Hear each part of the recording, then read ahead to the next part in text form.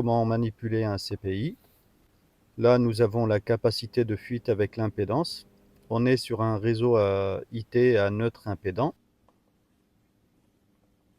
Là, nous pouvons voir l'historique des défauts.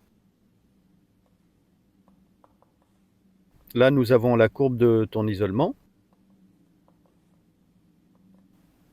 Ici, on a les réglages de l'alarme d'isolement. Elle est réglée à 1 kOhm, c'est-à-dire 1000 ohms. J'y reviendrai en fin de vidéo sur les réglages. Là, c'est les réglages de ton réseau électrique. Tu peux le faire surveiller pour de la commande, de la puissance, le type de filtrage, si tu as des équipements qui polluent beaucoup, type variateur, appareil électronique. Et là, on voit que nous sommes sur un IT impédant et là, il est sur off, donc c'est pas bon là. Ici, c'est la configuration de tes entrées et sorties des relais. Le mode bus, tu vas l'utiliser si tu as une GTC, une gestion technique centralisée. On va aller voir s'il y a un mot de passe pour pouvoir changer les réglages. Là, il n'y en a pas, donc on peut retourner dans les réglages et changer les seuils d'alarme, la temporisation.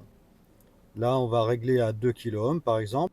Pour la temporisation, il vaut mieux en mettre une parce que si tu as un réseau qui est vraiment pollué, tu vas avoir des défauts transitoires et ton CPI, il va indiquer à chaque démarrage de moteur, de variateur, des défauts fugitifs, ce qu'on appelle. Là, tu peux mettre une alarme préventive, c'est-à-dire qu'elle va te prévenir d'une baisse de ton isolement. Il est conseillé de la mettre à 20% de ton isolement normal. Et là, tu peux lancer un autotest pour voir si tu as vraiment la remontée des alarmes sur ta GTC ou en local, un voyant et une alarme sonore.